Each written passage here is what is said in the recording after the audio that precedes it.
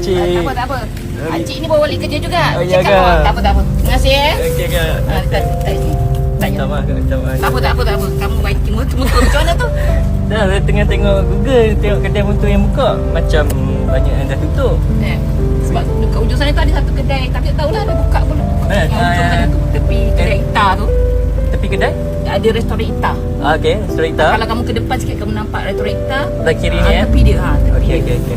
Buka lagi tu potong anak sebab. Tak apa. Cik pun anak cik buat Grab. Oh, Cik iya ke? juga. Kesian kat orang dah buat apa ni tidak. Okey, Cik. Okey. Terima kasih, Sama. Maaf. Okey. Tapi Baik.